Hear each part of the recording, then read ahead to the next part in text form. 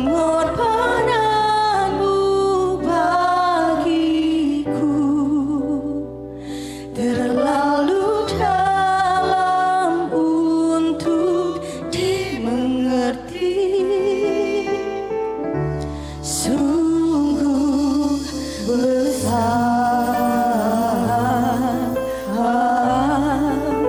sungguh indah yang kau pikirkan tentangku, tak terselami bagiku.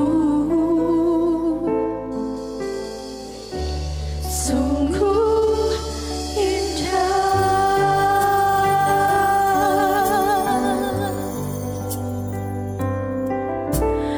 Kemanakah aku dapat pergi menjauhi rohmu yang suci, kau sahabat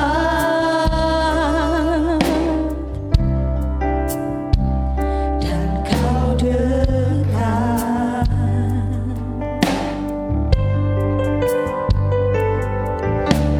Bahkan seluruh pengabdianku tak bisa membalas kesetiaanmu. Sungguh mulia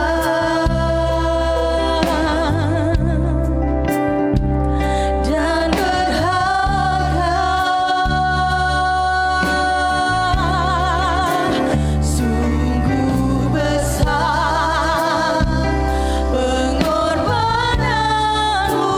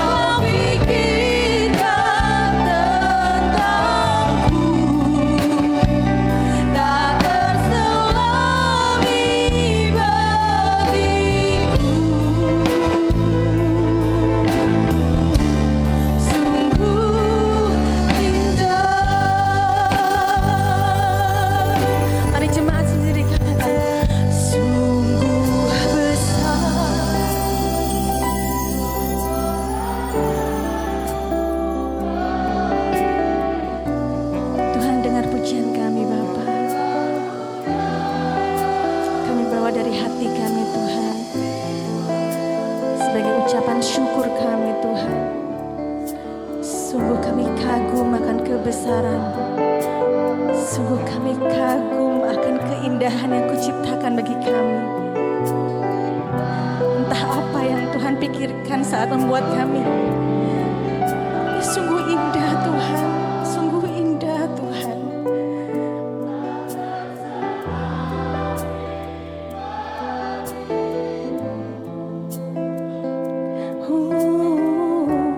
Sungguh indah. Sekali lagi katakan, sungguh besar pengorbanan-Mu Bapa. Besar pengorbanan-Mu bagiku. Mari jemaat Tuhan angkat tangan. Terlalu tanda penyerahan kita kepada Tuhan. Mari kita berserah penuh kepada Tuhan.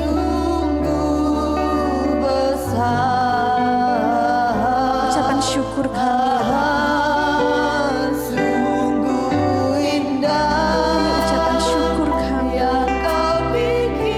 Heran perbuatan-Mu Bapa. Kami bersyukur ya Tuhan.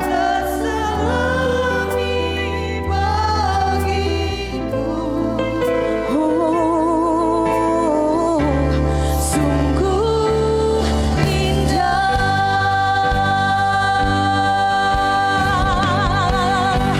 Sungguh besar pengorbanan-Mu bagiku.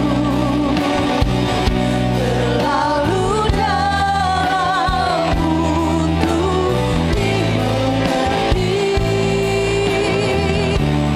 Sungguh besar,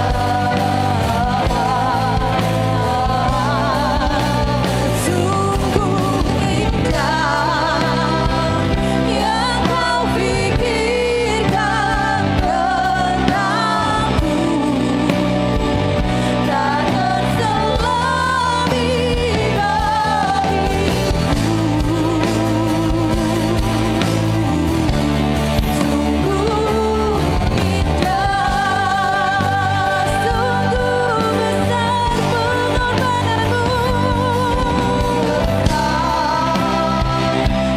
pengorbanan-Mu. Terlalu dalam untuk dimengerti.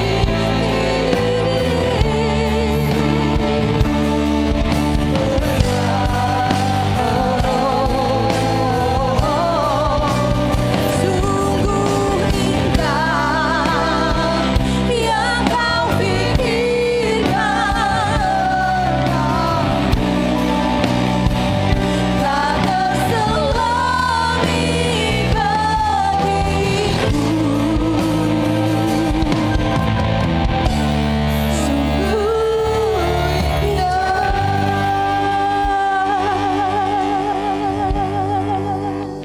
Kami bersyukur kepada Tuhan pada kesempatan pagi hari ini. Kasih, kebaikan, kemurahan Tuhan kami dapat rasakan dalam kehidupan kami. Engkau sungguh Tuhan yang layak untuk kami puji, kami sembah untuk selama-lamanya. Sebab segala kemuliaan hanya bagi Engkau Tuhan. Pada kesempatan pagi ini Tuhan, kami sebentar lagi rindu untuk kembali menerima kebenaran firman-Mu yang akan disampaikan oleh hamba-Mu. Kiranya Allah Roh Kudus berbicara kepada hamba-Mu, Kau memakai hamba-Mu untuk berbicara kebenaran firman-Mu, sehingga firman-Mu merubahkan hidup kami. Terima kasih Bapa, terpujilah Tuhan. Engkau, di dalam nama Yesus kami berdoa. Amin. Haleluya. Amin. Puji Tuhan. Silakan duduk. Saya berdiri di hadapan jemaat dari Allah yang Maha Kuasa, Tuhan Yesus Kristus. Amin. Puji Tuhan. Bapak Ibu Saudara, pagi ini saya memberi judul kepedulian Tuhan Yesus. Dia adalah Allah yang peduli, Allah yang tidak pernah tinggalkan, biarkan kita. Dia Allah yang selalu memperhatikan kita. Dia Allah yang mengasihi kita dengan kasih yang heran, kasih yang sempurna. Puji Tuhan, mari kita membaca dari Injil Yohanes pasal yang ke-5 ayat 1 sampai ayat ke-5, ayat yang tidak asing buat kita semua. Ya, Yohanes pasal 5 ayat 1 sampai 5. Kalau Bapak Ibu Saudara sudah mendapatkannya, saya akan membacanya demikian. Penyembuhan pada hari Sabat di kolam Bethesda. Sesudah itu ada hari raya orang Yahudi dan Yesus berangkat ke Yerusalem. Di Yerusalem dekat pintu gerbang domba ada sebuah kolam yang dalam bahasa Ibrani disebut Bethesda. Ada 5 serambinya. Dan di serambi-serambi itu berbaring sejumlah besar orang sakit, orang-orang buta, orang-orang timpang, dan orang-orang lumpuh yang menantikan goncangan air kolam itu. Sebab sewaktu-waktu turun malaikat Tuhan ke kolam itu dan menggoncangkan air itu, barang siapa yang terdahulu masuk ke dalamnya, sesudah goncangan air itu menjadi sembuh, apapun juga penyakitnya. Di situ ada seorang yang sudah 38 tahun lamanya sakit. Ya, Bapak Ibu Saudara, kita sering mendengar kisah tentang penyembuhan di kolam Bethesda. Dan kalau kita membaca ayat-ayat tadi, maka dicatat bahwa kolam Bethesda dekat dengan pintu gerbang domba. Jadi saudara-saudara, Yerusalem atau tembok Yerusalem, saudara-saudara, ada 12 pintu gerbang. Dan salah satu pintu gerbang dan adalah pertama-tama yang diperbaiki oleh umat Tuhan saat temboknya dirobohkan dan pintu-pintu gerbangnya dibakar adalah pintu gerbang domba.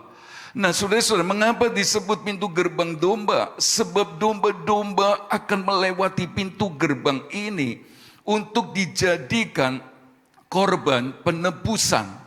Dan selalu saya berkata pintu gerbang yang 12 itu berbicara tentang pengalaman orang-orang Kristen dengan Yesus.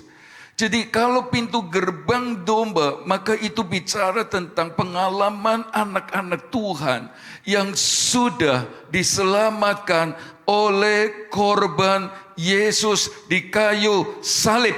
Amin. Jangan pernah lepaskan dia. Jangan pernah tukar Yesus dengan apapun juga. Sekali Yesus, tetap Yesus. Kemarin waktu kami mendampingi anak-anak SMP Greta untuk field trip di GPDI Sarongan. Seorang anak muda lewat dan dulu dia remaja GPDI Jajak. Saudara-saudara, pertanyaan pertama saya sampaikan adalah, masih ke gereja? Dia ngakunya masih. Di mana? Di sana. Ya wis, pergi gereja. Sudah menikah ya? Iya sudah. Terus istrimu orang apa? Dia sebut saudara-saudara dan saya berkata, ingat pesan sekali Yesus, tetap Yesus. Iya Nah, Bapak Ibu Saudara yang Tuhan kasih. Nah, di dekat pintu gerbang domba, ayat itu berkata ada sebuah kolam dengan 5 serambinya. Dan di sana duduk atau berbaring orang-orang sakit. Nah, kita membaca tentang perhatian Yesus kepada seorang dari mereka. Dialah orang yang sakit, saudara-saudara, sudah 38 tahun lamanya. Ini waktunya cukup lama. Tapi mari kita lihat bahwa Yesus peduli. Yesus mau mengerti. Saya pun yakin dia peduli kepada jemaat GPD Jajak dan semua kita yang sedang mengikuti firman Tuhan ini. Amin. Dia perhatikan Bapak Ibu Saudara. Jangan pernah berkata, Tuhan lupa sama saya. Jangan pernah berkata, Tuhan biarkan saya. Tuhan masa bodoh sama saya. Ya dulu dia dengar doa saya, sekali doa langsung jawab, sekarang enggak. Jangan pernah berkata itu. Saudara-saudara, dia peduli kepada kita. Orang lain bisa sibuk sehingga kita kurang terperhatikan. Tapi saya mau berkata, Yesus peduli. Lagu tadi berkata dia mengasihi kita bahkan tanpa kita menyadarinya. Itulah sebabnya mari kita belajar tentang orang yang sakit ini, yang dipedulikan Tuhan dan disembuhkan. Kondisi laki-laki ini sangat memprihatinkan. Mengapa saya berkata sangat memprihatinkan? Saya tidak taruh 38 tahun lamanya sakit. Saya tidak melihat waktunya dulu. Tapi saudara-saudara, mengapa dia sakit? Mengapa kondisinya memprihatinkan? Sebab dia ada di lingkungan Bethesda. Jadi orang ini adalah gambaran orang-orang yang sudah percaya Yesus, anak domba Allah yang mengangkut dosa dunia. Dia orang Kristen. Dia mewakili orang percaya. Dia ada di lingkungan yang namanya Bethesda. Dan Bethesda itu artinya rumah kasih setia. Bethesda itu artinya rumah kebaikan Tuhan. Bethesda itu artinya rumah kemurahan Tuhan. Sudah lihat, ia ada di rumah kebaikan Tuhan. Ini gambaran dia ada di dalam Yesus. Dia ada dekat dengan rumah Allah. Dia mungkin orang yang rajin beribadah. Tetapi saudara-saudara, 38 tahun lamanya tidak alami kesembuhan. Tidak alami kasih setia Tuhan. Tidak alami kebaikan Tuhan. Tidak alami kemurahan Tuhan. Tidak alami. Dia sakit, tetap sakit sampai 38 tahun lamanya. Saudara-saudara, kepedulian Yesus dimotivasi oleh keprihatinannya. Lihat orang-orang Kristen yang ada di dalam dia, yang katanya melayani dia, yang senang beribadah, yang ada di rumah kasih setia, rumah kebaikan, rumah kemurahan, tetapi tidak alami kebaikan Tuhan. Saya tidak berkata bahwa disembuhkan adalah segala-galanya. Saya tidak berkata diberkati secara keuangan adalah berkat di atas segalanya. Bukan, saya tidak berkata itu. Saudara-saudara, tidak.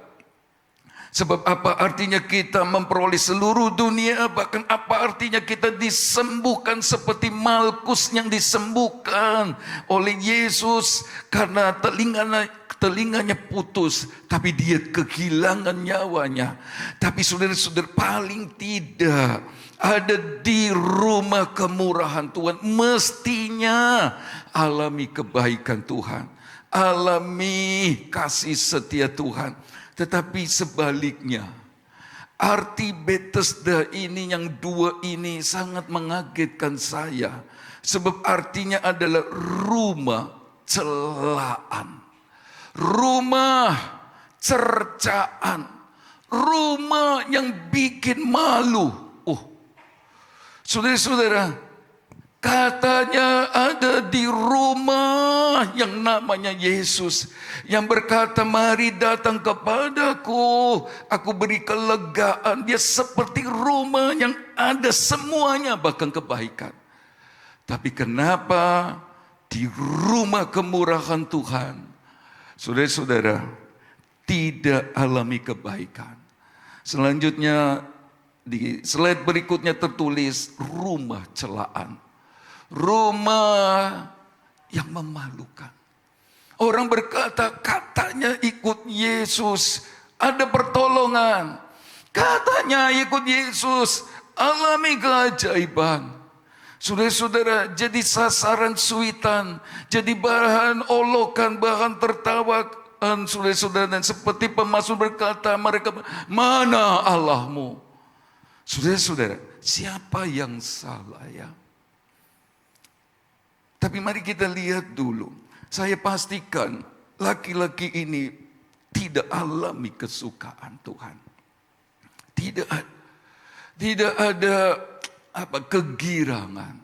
Tidak ada damai. Kenapa? Sebab Mazmur 90 ayat 14 berkata, kenyangkanlah kami di waktu pagi dengan kasih setiamu, supaya kami bersorak-sorai dan bersuka cita semasa hari-hari kami. Jadi doa pemazmur, doa Musa, Tuhan kenyangkan kami, puaskan kami pagi hari dengan kasih setiamu, supaya kami bersorak-sorai pada masa-masa kami, bersuka cita pada hari-hari kami. Nah, ada di Bethesda, tempatnya kasih setia, gudangnya kebaikan Tuhan, tapi tidak mengalaminya. Bukankah ini termasuk miskin, lapar dengan kemurahan Tuhan? Jadi mana mungkin bersuka cita? Saya tidak tahu apakah Bapak Ibu Saudara hari-hari ini tidak alami kesukaan Tuhan. Masing-masing kita dan Tuhan yang tahu. Tidak ada kegirangan sama sekali. Saudara-saudara, tidak ada damai. Padahal kita ada di dalam rumah yang serba ada sebenarnya. Dan itulah Yesus. Mari kita lanjut saudara-saudara. Keprihatinan Yesus yang membuat dia harus bertindak menolong laki-laki ini. Alkitab berkata sudah 38 tahun lamanya. Nah, saudara-saudara, ada angka 38 tahun dan itu juga tertulis dalam Ulangan 2 ayat yang ke-14. Mari kita membaca ayat itu supaya kita bisa mengerti maksud dari firman Tuhan. Ulangan pasal yang kedua ayat 14 dan selanjutnya kita baca. Lamanya kita berjalan sejak dari Kades Barnea sampai kita ada di seberang sungai Zered. Ada 38 tahun. Sampai seluruh angkatan itu, yakni prajurit, habis binasa dari perkemahan. Sepertinya dijanjikan Tuhan dengan sumpah kepada mereka. Dan tangan Tuhan juga melawan mereka untuk mengamburkan mereka dari perkemahan. Sampai mereka habis binasa. Maka ketika dari bangsa itu telah habis binasa semua prajurit, berfirmanlah Tuhan kepadaku.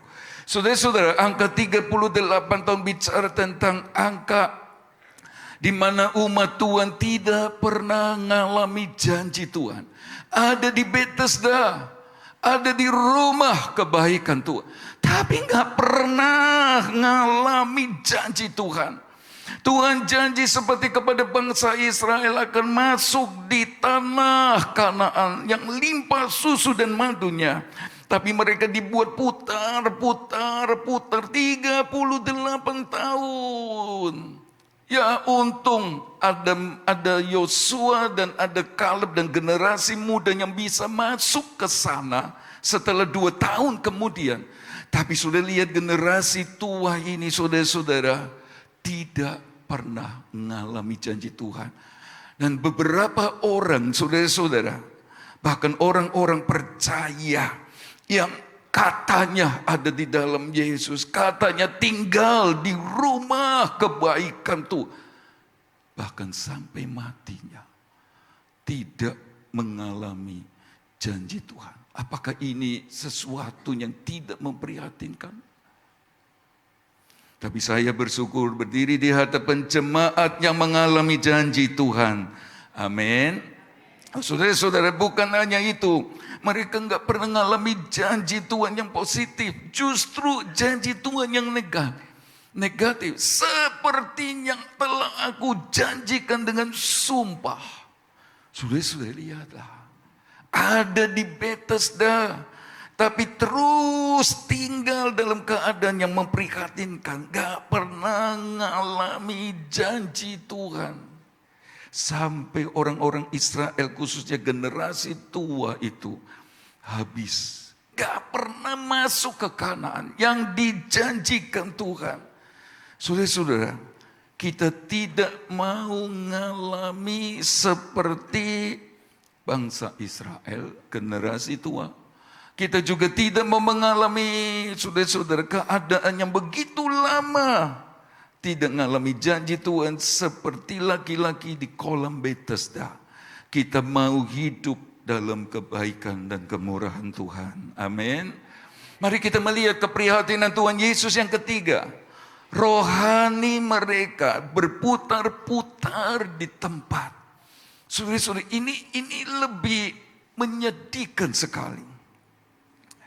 Bukan cuma ada di kolam Bethesda yang artinya rumah kemurahan Tuhan, tapi nggak pernah mengalami kebaikan Tuhan. Bahkan tidak pernah mengalami janji Tuhan. Bahkan beberapa orang Kristen sampai tinggalkan dunia ini tidak mengalami janji Tuhan. Orang-orang seperti itu berkata, nggak pernah nemu seneng aku ini. Lagi bujang masuk pernikahan dan sudah tua, kok nggak nemu seneng. Dan itu orang-orang yang sangat memprihatinkan.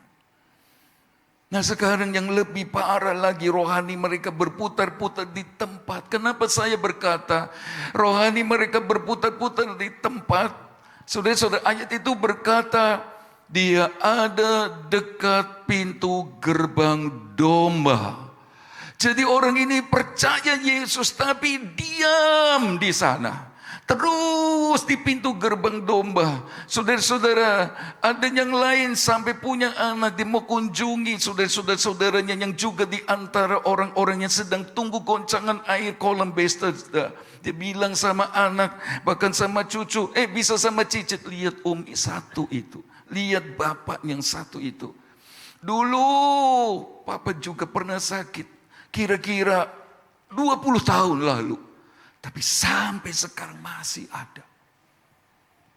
Saudara-saudara, bertahun-tahun punya mantu, dia cerita ini ini bapak, ini ibu, ini saudara-saudara, bayangan dari orang-orang yang ada di dalam Yesus, keadaannya seperti tidak pernah berubah. Dan ini memprihatinkan. Kalau firman Tuhan datang ini, saya percaya supaya kita bebas dari keadaan yang memprihatinkan sebagai orang percaya. Amin. Nah saudara-saudara, terus dekat, cuma ada di pintu gerbang domba, di sana dia tinggal. Saudara-saudara, sampai orang-orang Tuhan berkata, saya pastikan nih, seperti yang kalian lihat kapan hari orang itu tetap di pintu gerbang domba. Enggak mungkin Pak. Iya wis pasti enggak mungkin pindah. Padahal saudara-saudara, pintu gerbang itu ada 12. Kalau Bapak Ibu Saudara membaca Nehemia pasal 3 ayat 1, ada pintu gerbang domba. Ini pertama-tama yang diperbaiki. Setelah itu ke kiri ada yang namanya pintu gerbang ikan. Ya bentuknya seperti ini saudara-saudara. Ya memang tidak membentuk lingkaran, tetapi yang namanya tembok dia akan kembali ke awal. Nah yang saya tulis, saya garis bawahi dengan tinta merah itu pintu gerbang domba. Ya, yang kemudian disebut pintu gerbang Stefanus, sebab Stefanus mati di sana di Rajam Batu, atau kemudian disebut sebagai pintu gerbang singa sekarang. Saudara-saudara, harusnya orang Kristen itu harus terus mengalami dengan Tuhan. Itu pintu gerbang domba, pengalaman bersama Tuhan. Tapi orang ini 38 tahun di pintu gerbang domba. Memang dia terus di dalam Yesus, terus di dalam Yesus. Tapi dia nggak pernah pergi beranjak ke pintu gerbang ikan. Bicara penginjilan, cari. Jangankan itu saudara-saudara, ada pintu gerbang lembah. Gak ngalami. Pintu gerbang sampah, tinggalkan semua, gak ngalami. Terus di sana di pintu gerbang domba dalam keadaan yang memprihatinkan. Kita memang harus tetap di dalam Yesus, tapi bukan seperti laki-laki ini yang terus dalam keadaan yang memprihatinkan. Bapak Ibu Saudara yang Tuhan kasih, rohani yang bukan cuma stagnan ya, kelihatannya saja bergerak. Kalau goncangan air datang, dia coba turun saudara-saudara, tapi nggak pernah bisa. Orang Israel juga terus bergerak, tapi tetap kembali kepada titik yang sama. Artinya nggak ada perubahan. Dari dulu begitu, kelihatannya bertumbuh, kelihatannya maju, tapi tidak di mata Tuhan. Nah Bapak Ibu Saudara, ini yang sangat memprihatinkan. Saudara-saudara, dia masih ada di dasar. Tuhan mau tambah lagi pengenalan sama Tuhan. Jangan terus di sana. Jangan terus kayak kanak-kanak dalam Tuhan. Tapi terus dewasa. Tapi laki-laki ini cuma di tempat. Dia putar-putar, sepertinya bergerak-gerak. Tapi tidak ada perubahan. Sangat memprihatinkan. Nah Bapak Ibu Saudara, kenapa ya? Ada di rumah kebaikan Tuhan, tapi tidak alami kebaikan. Tidak alami kasih setianya Tuhan, tidak pernah mengalami kemurahan Tuhan. Justru jadi celaan, jadi cercaan, jadi sasaran suitan. Sangat memprihatinkan sekali. Gak pernah ngalami janji Tuhan. Sampai marah. Mana janjimu Tuhan? Saya sudah berdoa sampai kapan? Bosan aku berdoa. Siapa ya yang salah? Keadaan yang sama terjadi di zaman Maleaki. Pasal 3 ayat 13 sampai 15. Bicaramu kurang ajar tentang aku. Ini firman Tuhan. Maleaki berani sekali saudara-saudara. Karena dia ngerti Tuhan mengasihi umatnya. Jadi dia harus sampaikan adanya. Seperti minggu lalu saudara-saudara saya sampaikan, dia bukan hamba Tuhan upahan. Sehingga dia takut-takut menyampaikan apa yang Tuhan mau sampaikan. Lalu berkata, tetapi kamu berkata, apakah kami bicarakan di antara kami tentang Engkau Tuhan? Kamu berkata, kata Maleaki, adalah sia-sia beribadah kepada Allah. Apakah untungnya kita memelihara apa yang harus dilakukan terhadapnya dan berjalan dengan pakaian berkabung di hadapan Tuhan semesta alam. Oleh sebab itu kita menyebut berbahagia orang-orang yang gegabah. Bukan saja mujur orang-orang yang berbuat fasik itu, tetapi dengan mencobai Allah pun mereka luput juga. Laki-laki ini saudara-saudara bisa jadi seperti orang-orang Kristen. Maksud saya orang-orang percaya di zaman Maleaki. Mereka berkata percuma beribadah. Sia-sia. Percuma ada di Bethesda. Percuma ada di rumah kebaikan Tuhan. Gak ngalami apa-apa. Saudara-saudara, sia-sia. Gak ada upah. Ya memang Bapak Ibu Saudara, kita beribadah bukan cari upah. Kita melayani pun tidak cari upah. Amat sia salah besar kalau sampai berani berkata, Nabi Mika, khotbah sana di Yehuda. Cari makan dengan khotbah-khotbahmu di sana. Sudah, kita melayani bukan karena upah. Bapak Ibu sudah terlibat pelayanan bukan karena upah. Kita beribadah bukan karena upah. Dan jemaat GPD Jajak ngerti betul. Saya ibadah, saya berbakti, saya melayani, saya taat. Karena saya cinta Yesus yang selamatkan jiwa saya. Amin. Nah saudara-saudara, mereka berkata percuma, dapat apa? Nah sekarang kita cari tahu Bapak Ibu Saudara. Mengapa ya? Sebab Bapak Ibu Saudara dan saya mesti tahu. Supaya kita nggak salahkan Tuhan terus. Sakno lu Tuhan. Terlalu baik sampai mau tinggalkan surga. menjadi manusia, dideritakan sampai mati di kayu salib, padahal dia tidak kenal dosa, dijadikan dosa. Sakno loh, disalahi terus. Saya mau share sedikit. Bisa jadi untuk beberapa orang Kristen, nggak selalu di GBD Jaya, di mana-mana, ngalami keadaan-keadaan sukar, sudah. Karena apa?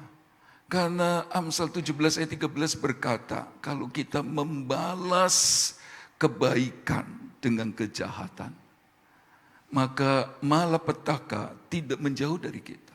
Waktu kita nyalahno Tuhan terus, waktu kita berhenti melayani, ibadah nggak usah. Saudara dan saya sedang membalas kebaikan Tuhan yang selamatkan kita, pelihara kita, tolong kita, usaha kecil jadi besar. Lalu kita berkata, stop, nggak usah ke gereja, cukup. Nggak usah ibadah, nggak usah melayani. Itu podoai saudara dan saya sedang membalas kebaikan Tuhan dengan yang jahat. Itulah sebabnya malapetaka tidak menjauh. Itulah sebabnya terhadap Yesus yang baik, selalu baik, selamanya baik.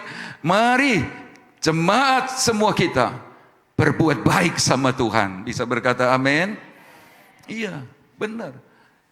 Ayat itu bukan cuma terhadap sesama yang berbuat baik lalu kita balas jahat, maka malapetaka tidak menjauh dari kita. Itu benar. Tapi waktu kita balas kebaikan Tuhan dengan yang jahat, sama.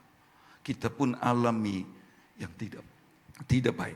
Nah, kapankah Bapak Ibu Saudara dan saya tidak ramah terhadap Tuhan?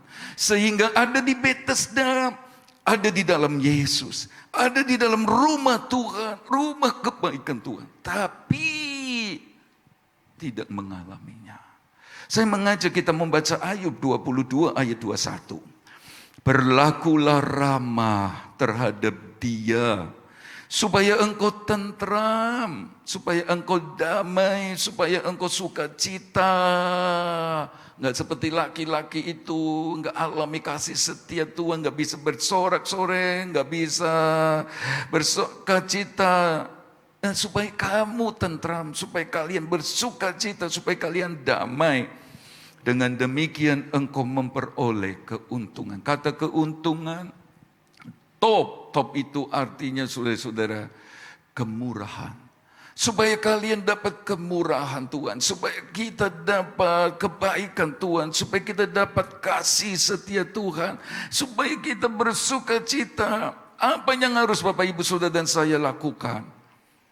Mari berlaku ramah sama Tuhan. Nah, kata ramah di dalam bahasa asli ditulis jadilah berguna. Jadilah menguntungkan. Jadilah melayani. Terhadap dia supaya engkau tentram. Nah, kata tentram ditulis pai, upah. Ya. Dengan demikian engkau memperoleh keuntungan. Tuhan janji loh.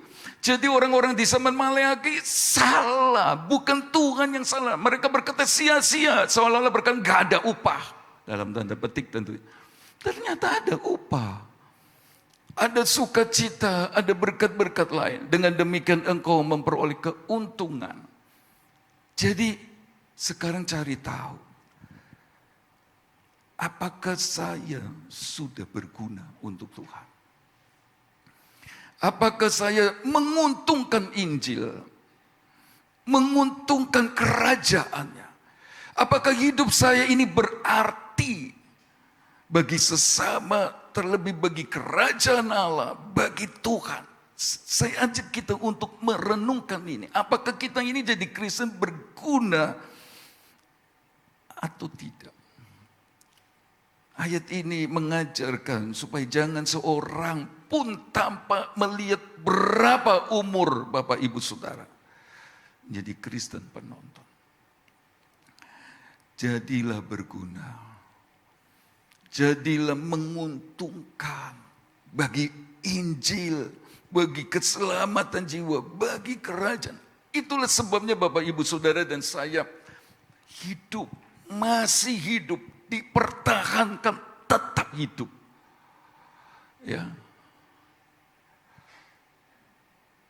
Apalagi Kristus telah mati untuk semua orang, supaya mereka yang hidup tidak lagi hidup untuk dirinya sendiri, tetapi untuk Yesus yang telah mati dan telah dibangkitkan untuk mereka. Bisa berkata amin?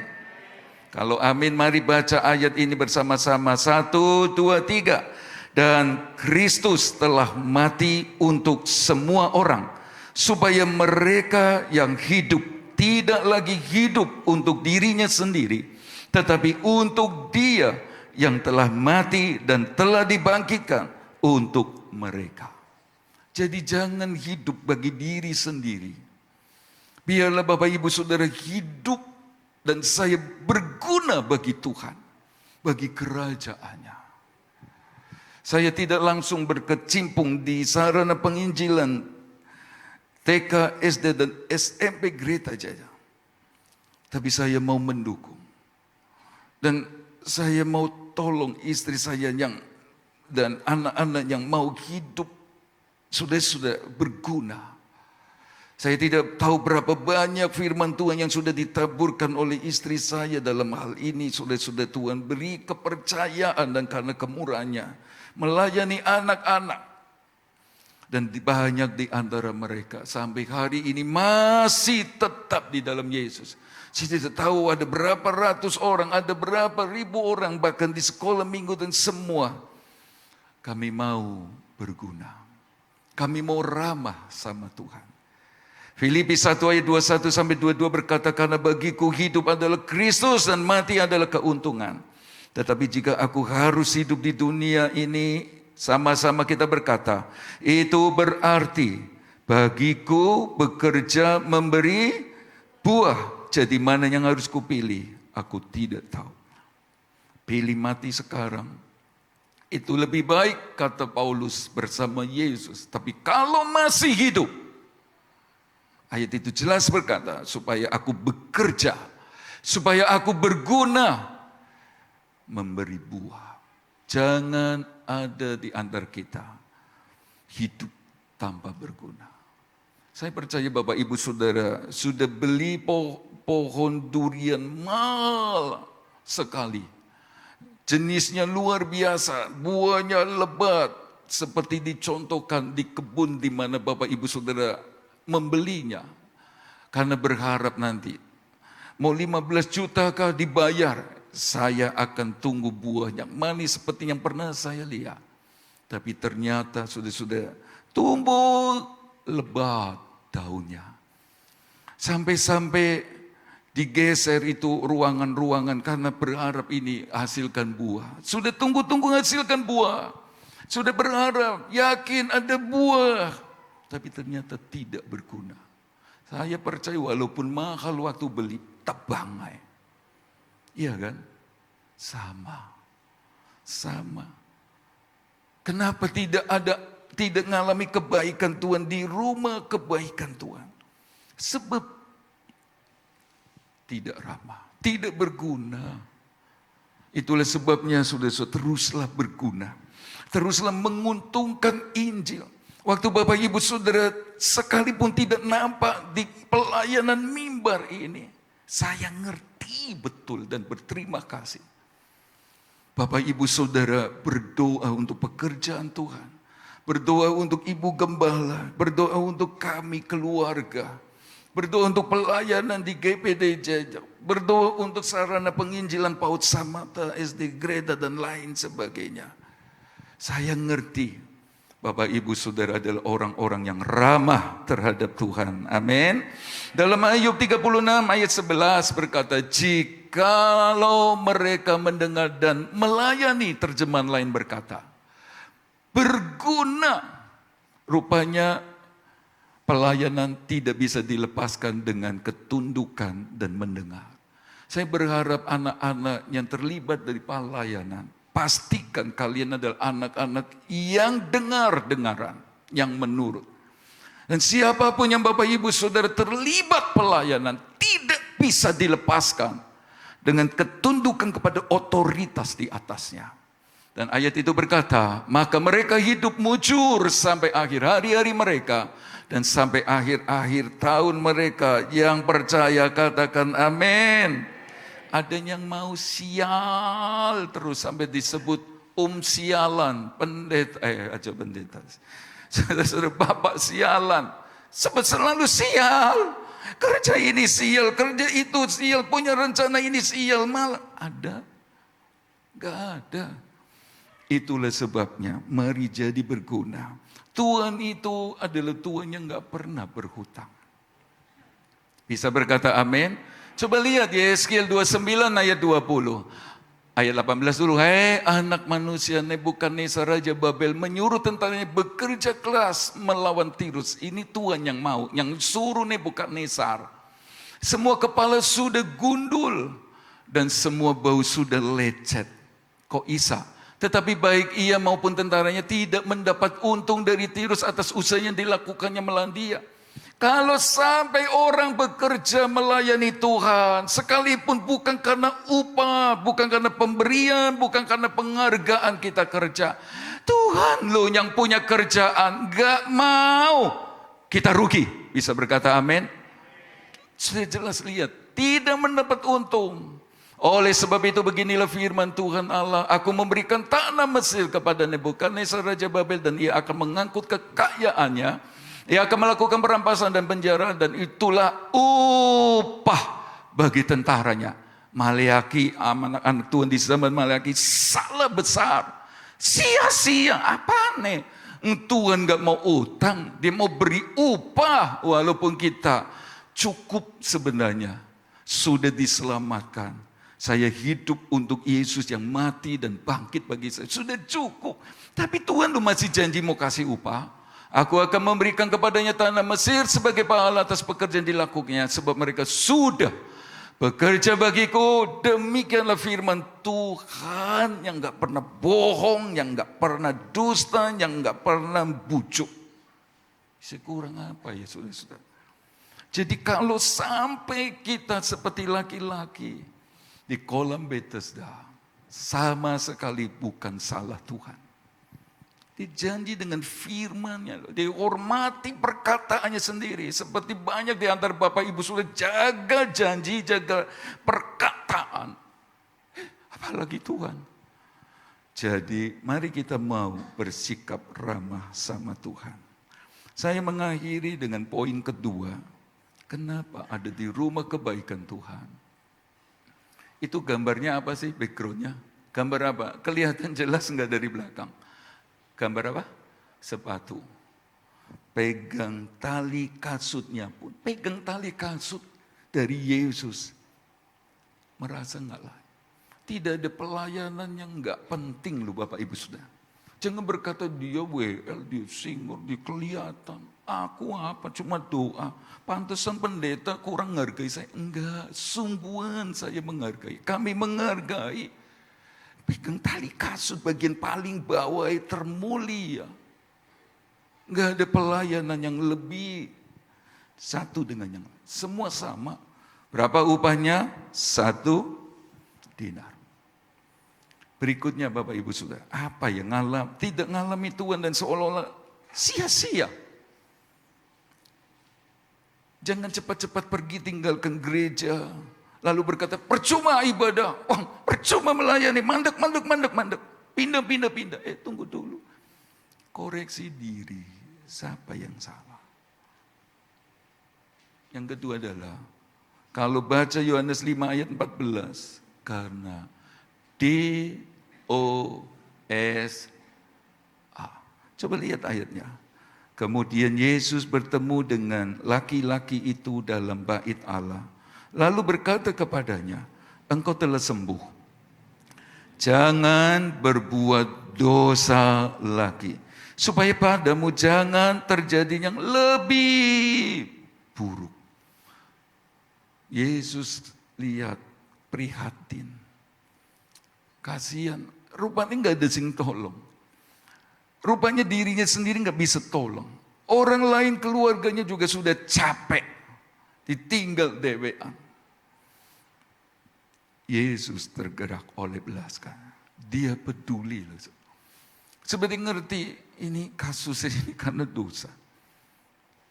Gak bisa selesai. Siapapun gak bisa. Cuma dia yang bisa selesaikan akar masalah. Saudara-saudara, saya tidak tahu dosa apa yang pernah dia buat. Sampai Tuhan berkata, jangan berdosa lagi. Supaya yang lebih buruk jangan terjadi. Saya tidak tahu dosa apa. Tapi saudara-saudara, pada saat kita tidak ramah sama Tuhan, itu juga dosa loh. Kita salah sama Tuhan. Dikasih hidup, masih dipelihara, diberkati. Lebih dari semua, sudah diselamatkan. Diam main. Salah kita.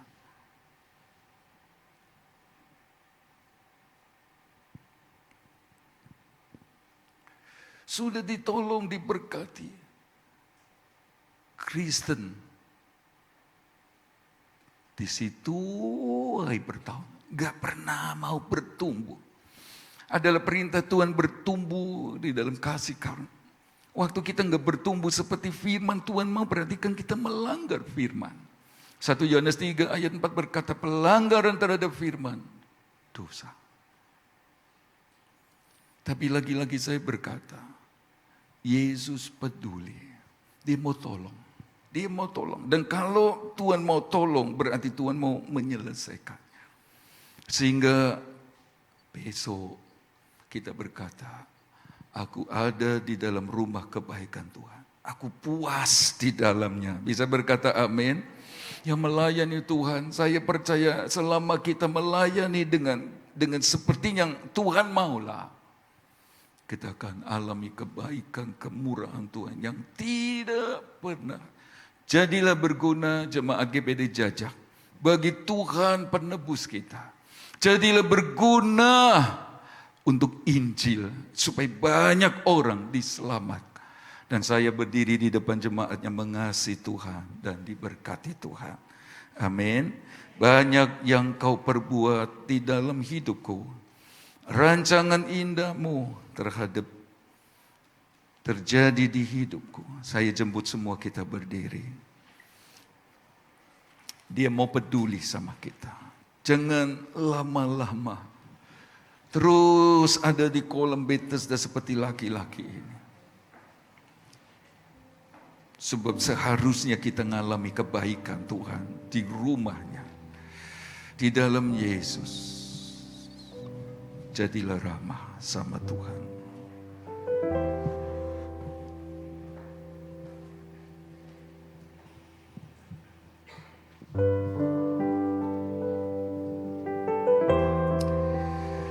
Terima kasih Tuhan.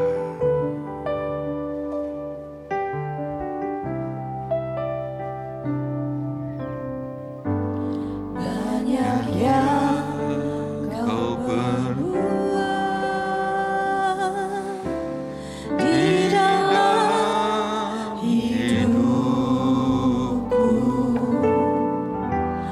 Rancangan indahmu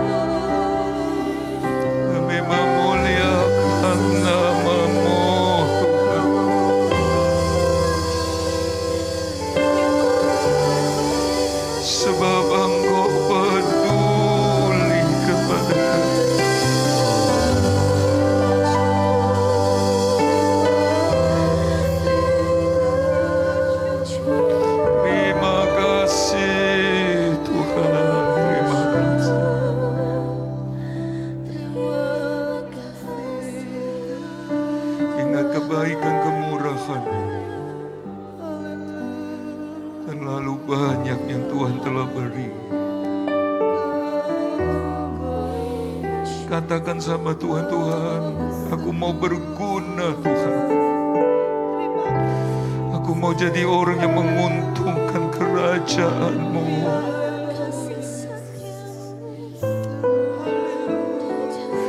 Aku mau menguntungkan pekerjaannya Tuhan selama Engkau masih beri hidup. Haleluya. Haleluya. Tidak bisa tidak, kita mesti berguna. Kalau tidak, kita akan seperti laki-laki yang Tuhan sudah beri gambarannya. Dan bukan salah Tuhan. Tutup mata semua. Berapa banyak di antara Bapak Ibu Saudara mulai pagi ini berkata, saya mau jadi Kristen yang berguna. Mungkin pelayanan yang tidak nampak di depan sih, tapi lewat doa Bapak Ibu Saudara sungguh berguna bagi pekerja, bagi Injilnya, bagi keselamatan banyak. Bapak Ibu Saudaranya mau berguna selagi hidup. Nyanyi lagu ini, ku bersyukur sambil mengangkat tangan. Roh Kudus menolong kita semua. Kasih-Nya menjamah dan memenuhi kita kembali. Ku bersyukur.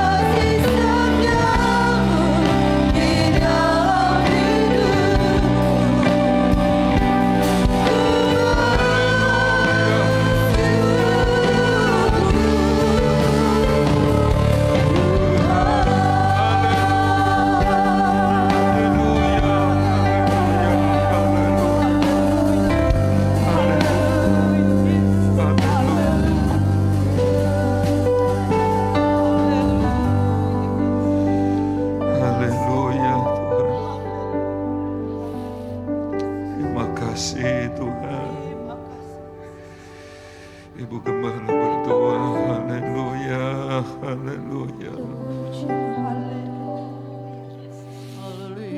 Terima kasih Tuhan. Kami bersyukur Tuhan di pagi hari ini lewat firman-Mu. Untuk kami membawa sidang jemaat Tuhan. Untuk kami bersyukur buat kasih setia-Mu. Kami bersyukur buat kebaikan Tuhan. Kami bersyukur buat keselamatan jiwa yang Kau sudah berikan bagi kami ya Tuhan. Haleluya. Sungguh Tuhan, kami akan berbuat untuk Engkau. Supaya kami boleh melayani Engkau. Supaya hidup kami berguna untuk Engkau. Terlebih untuk pekerjaan Tuhan. Engkau pakai hidup kami semua sidang jemaat Tuhan. Yang Kau sudah percayakan kami sebagai Amin. pelayan-pelayan Tuhan. Supaya kami bertambah kasih kami kepada Tuhan. Untuk menyenangkan hati Tuhan. Untuk menjadi kesaksian. Untuk menjadi berkat untuk pekerjaan Tuhan. Amin, amin. Sehingga nama Tuhan dipermuliakan ya Ya. Tuhan. Terima kasih Tuhan. Engkau tolong sidang jemaat Tuhan. Lewat firman-Mu, Roh Kudus akan mengerjakan firman-Mu. Haleluya. Sehingga kami sanggup semua untuk melakukan firman-Mu dan kehendak-Mu ya Tuhan. Terima kasih Tuhan. Terima kasih Kau membawa kami semua. Iman kami bertambah di dalam Engkau. Ya. Kasih kami bertambah di dalam Engkau. Sehingga kami boleh bertambah-tambah di dalam pengenalan kami Amin. kepada Benar, Tuhan. Tuhan. Yang Engkau sudah menolong kami. Engkau sudah menyelamatkan jiwa kami. Engkau sudah mengampuni dosa kami.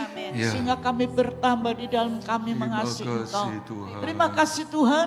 Terima kasih Kau berkati kami yang sudah mendengar firman-Mu. Engkau berikan kekuatan, kemampuan untuk melakukan firman-Mu dan kehendak firman-Mu ya Tuhan. Sehingga hidup kami boleh dipimpin Roh Kudus. Dan kami boleh Ya. melakukan apa yang Engkau mau di dalam hidup kami ya Tuhan. Haleluya, Terima haleluya. kasih. Engkau berkati kami semua yang sudah hadir pada pagi hari ini. Tuhan kenal apa yang menjadi kerinduan kami. Amin. Engkau kenal apa yang menjadi kebutuhan kami. Tolong yang lemah kuatkan, yang Amin. susah hiburkan. Oh, Tuhan, Terlebih mereka tolong. dalam keadaan sakit. Tangan Tuhan seakan menjamah, menyembuhkan ya Tuhan. Terima kasih Tuhan buat berkat Tuhan. Buat kasih-Mu yang Kau sudah berikan bagi kami lewat firman-Mu. Roh Kudus yang akan meteraikan firman-Mu Ya. di dalam setiap hati kami. Di dalam nama Tuhan Yesus Kristus.